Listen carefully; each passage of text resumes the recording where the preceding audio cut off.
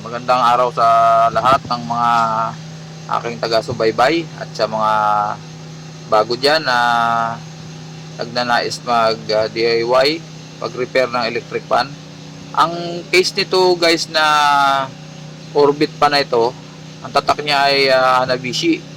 Nung nakarang araw, ang ginawa kong orbit pan ay standard. So ito naman guys, kung papansin nyo yung motor niya, talagang sobra na sa overheat. Ayan, pumutok na yung fuse. Tapos pero sobrang init ay nadamay na yung motor.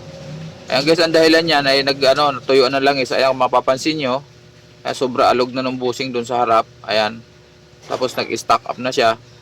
Ayan, pati yung plastic, nakikita nyo yung plastic na yun. Ayun o, yung pan, yung pinaka-spacer pan, natunaw na, lumikit na siya dun sa shafting, tsaka dun sa may rotor. Ayan guys. So sa sobrang init, bumigay na yung motor. So wala nang resistance, kaya palit tayo ng motor. Siyempre ayusin muna natin yung cost ng bakit siya nag-overheat. Ayan, yan, kita nyo umaalog, sobra yung alog niya. Yun sa likod hindi pa masyado, okay pa siya. I mean hindi pa siya nanikit, tsaka may konting langis pa. Pero yung sa harap sobra na, kaya lang nadama yung motor. So guys, makikita nyo yung spacer, ayan o, natunaw na. Yung sa harap, ayun o, tanggal-tanggal na yung mga dahon niya.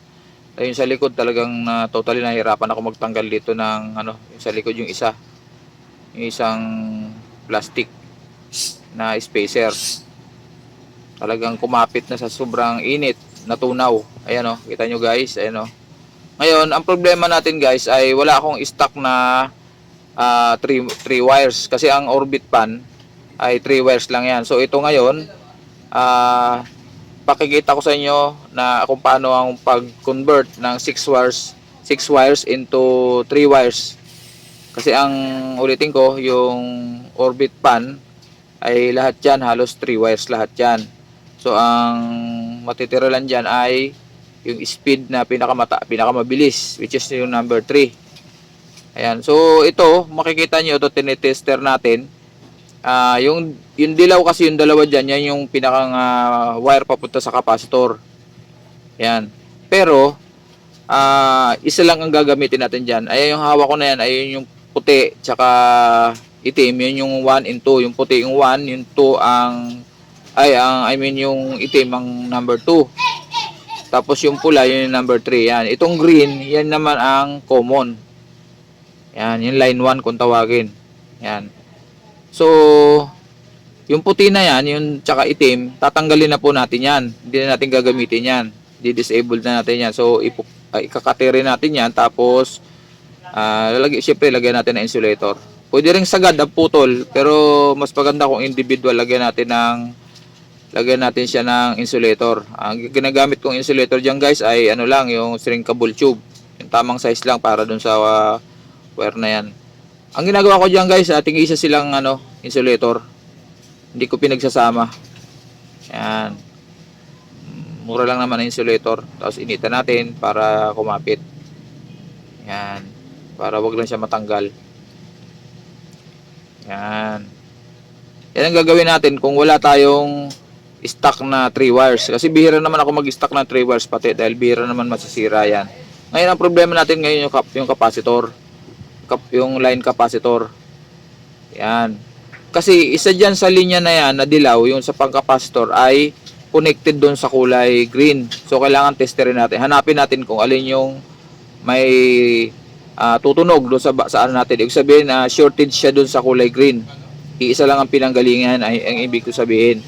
So kailangan matester para malaman kung alin dyan sa dalawang yan. Ayan. Testerin natin. Ayan. Kukunin natin kung alin dyan ang tutunog. Ayun. So, dyan sa pag-test ko na yan, natsambahan ko agad yung connected dun sa kulay green. Ayan o. Yan. Naka-mute guys yung aking video. Voice over lang to kasi may nagja-jackhammer na naman dito sa labas. Napakaingay. So, yung isa dapat walang Hindi dapat tutunog yung buzzer natin. Yung isa lang ang tutunog yan. Yan ang tumunog na yan. Yan ang nakakonek doon sa kulay green. So isang ano lang yan, isang linya lang ang pinanggalingan yan. Yan. So yan, yung tumunog na yon, yun ang puputulin natin, yung kulay dilaw na yan. So magtira din tayo ng konti para mabalutan din natin ng shrinkable tube. Yan. So ganyan ang magiging forma niyan. Kasi, 'di ba, tatlong wire lang ang kailangan natin. 'Yon. So tinanggal ko na yung puti diyan tsaka yung itim. Ang matitira na lang ay nakuha na natin yung kailangan natin, tatlong wire. Capacitor, yun yung running capacitor yung natira, yung kulay dilaw na yon. Tapos yung pula, yun yung speed 3 ang ginagamit. So dito naman guys, kita nyo pinuputol ko yung kulay green, yun yung pinakang line 1. Diyan natin lalagyan ng thermal fuse. Lagi nating lalagyan ng thermal fuse, yan.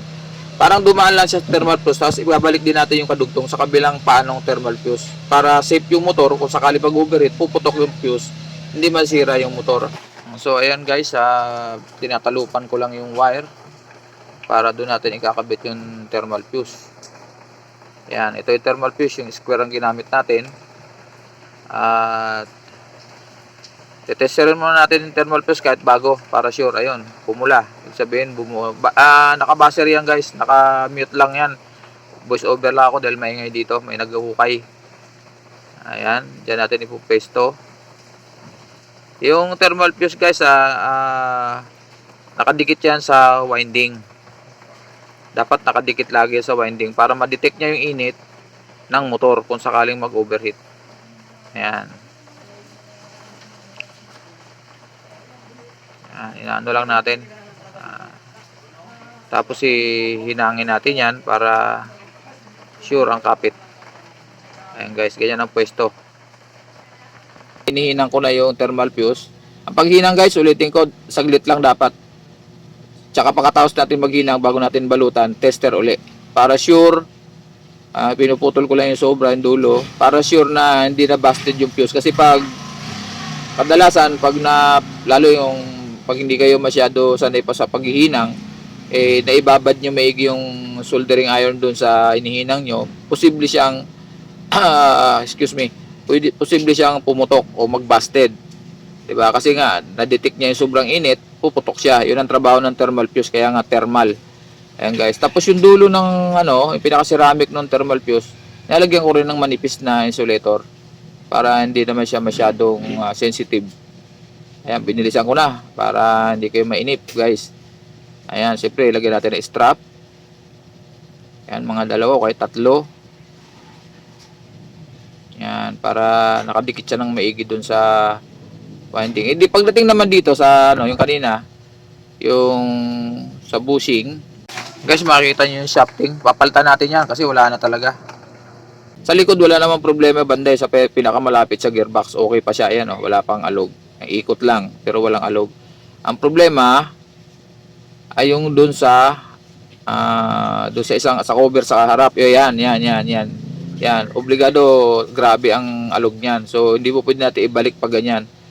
Ayun, kailangan nating palitan yung bushing. Yan, sira na yan. Ayan.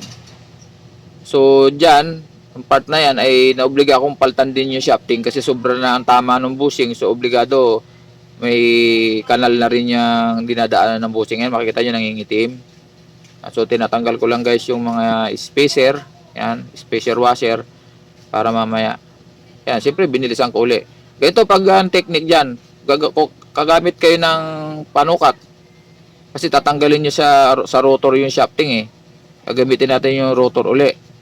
May panukat tayo yung distance dun sa magmula dun sa rotor papunta dun sa likod sa gearbox, yun may pagaspang na thread yung tumatama dun sa gearbox para pag pinalitan natin ng bagong shafting, yun ang pinakampasukat natin kung tama yung distance nya. Ayan guys, kita nyo sinusukat ko. Yan. So ito ang ipapalit natin na bagong shafting. Yan. Yan. Tapos gagamit tayo ng tubo para maibaon siya ng maayos. Yan, konting pukpok, kailangan tama lang yung distance. Kung ano yung ginamit yung pasukat, kailangan sakto din yun mamaya pag sinukat. Yan, ginamit ko panukat.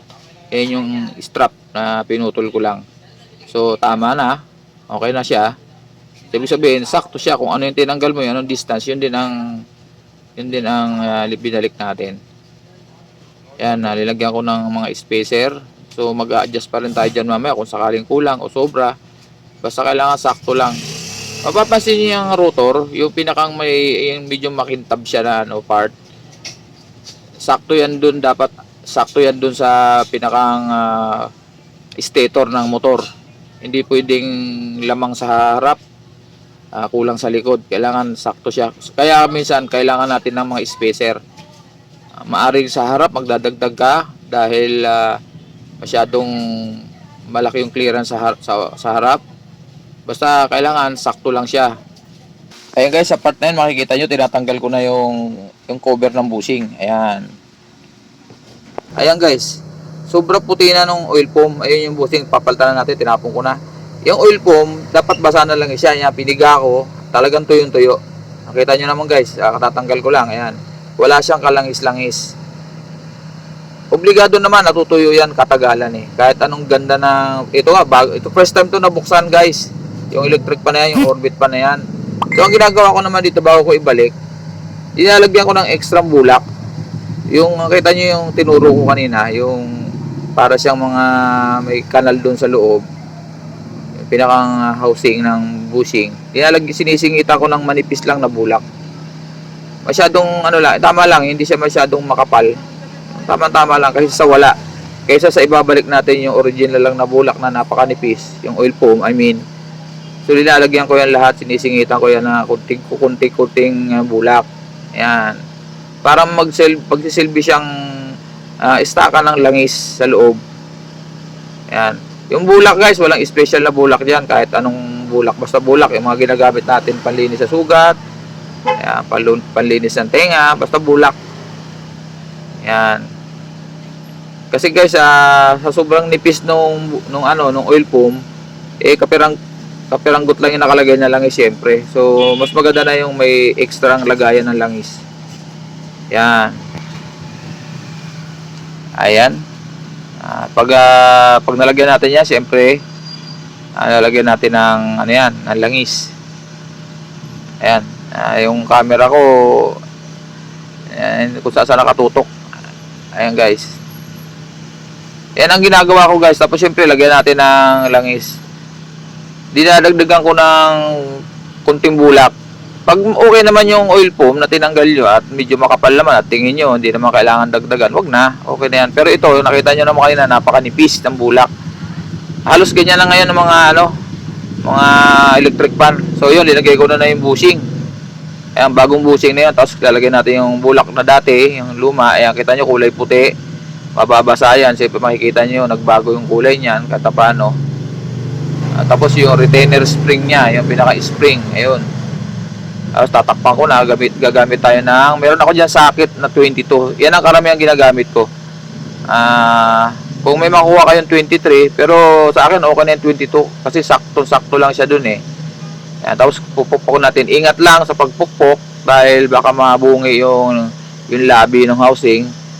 Guys, yung orbit pan, iba klase ang housing niyan. So, kailangan maingat tayo. Yung mga ordinary electric fan, marami ako i-stock dito. Ayan, maganda ikot. Ayan na. So, good na siya. Wala na siyang alog. Kaya, magiging maganda na ikot niyan. Ayan. Ayan guys, paalala ko lang ulitin ko ulit. Yung magbablog ako tungkol sa electric fan, nasanay kasi tayo na pag ayaw umikot o kaya mahina yung ikot, lalagyan natin ng langis yung tawag diyan shafting. Although linalagyan din yung shafting, pero ang pinakan dapat lagyan na langis yun, yung tinanggal ko na yun, yung bushing, yung housing. Kasi andun yung oil foam na dapat basa. Hindi natin kasi pinapansin yun eh. Pag mahina umikot, ang nasa isip natin, lagyan mo na langis. Ayan. Tapos pag pumasok ng konti langis dun sa shafting, pag hindi masyado dikit, umikot si electric fan, tuwan-tuwa tayo, di ba? Palakpakan, galing, nakachamba ka, pero hindi yun ang tama. Makita nyo naman, di ba? Yung housing sa loob. Kailangan yun ang may langis talaga. So, ikakabit na natin yan guys, yung connection ng wiring natin. So, kita nyo yung kulay dilaw na yan, yung hawak ko na yan, yung capacitor. So, doon sa linya, doon sa loob, may susunod na video siguro kasi hindi ko na na-focus maigi doon sa yung pinanggalingan ng wire na puti na yung mahaba na yan para mas malinaw sana. Kaso nawala sa loob ko na ipakita sa inyo. Basta yung dilaw na yon, kailangan nakakunik yon sa capacitor. Tapos yung green, power yon, matik yung power. Dumaan din yun sa capacitor, pero yun yung may thermal fuse, yung green. Tapos yung pula yung speed 3. Yung kanina pinili ko na nag-iisang pula, tinanggal ko yung puti tsaka itim, di ba? Yun, mag-isa lang siyang nakaka-connect doon sa line 2, yung sa saksakan, yung galing sa saksakan. Mag-isa lang siya, wala siyang kasama, hindi siya kasama sa capacitor. So, ayan na guys, lalagyan natin ng masking tape yung dulo ng shafting para makita nyo lang kung yung ikot. Ang ikot niyan guys, dapat clockwise, papunta rito. Ayan, pababa dito, papunta rito sa side na to. Ayan, dapat, ayan, sasaksak ko na. Ayan sasaksak ko na, dapat ang ikot clockwise. Ayun, clockwise guys, papunta rito. Ayan o, tingnan nyo. Yan. Yan ang tamang ikot. Kasi pag pabaliktad, tandaan nyo, pag counterclockwise ang ikot, mali yun. Walang higop po yung panon. Hindi siya masisira. Kaya lang walang hangin. Dahil pabaliktad yung ikot ng blade. Yan. So, next step natin ay, paano naman natin malalaman kung okay pa yung capacitor niya? Yan ang ang susunod natin gagawin. Kahit hindi na natin testerin yung capacitor kagaya ng ginagawa ko. Ayan, ganito naman ang style nun. Paandarin natin uli yung motor. Ayan. Tapos, try nating pigilin ng konti yung shafting. Guys, pag napigilan mo yan, konting diin mo lang ay huminto, bumagal, ibig sabihin nun, mahina na yung capacitor niya. Ayan. Pero ang tama talagang pag-check niya, syempre, gagamit tayo ng capacitance reader. So, ayun guys, tapos na tayo. Ayan na. Na-assemble na natin. Ayan, pinaikot ko na. Ayan, gumagana lahat, pati gearbox, maayos. Ayan. May mga gamit na si customer. Ang brand niya guys ay Hanabishi. Ayan. Okay, so successful yung ating ginawang pag-repair. At shoutout nga pala kay Master JM Tutorial sa kanyang YouTube channel sa ganitong mga pagre-repair. At salamat po sa aking mga subscriber at tayo po ay monetize na. Dahil po yun sa walang sawa niyo pong suporta sa aking maliit na channel. At maraming salamat po sa inyong lahat. Sa mga hindi pa naka-subscribe sa aking channel, please like, share, and subscribe. Pakihit na rin ang notification bell para update kayo sa mga susunod pang mga video na kagaya nito. Ayan guys, ayan o. So, God bless po sa atin lahat. Maraming salamat. Matsuki TV po.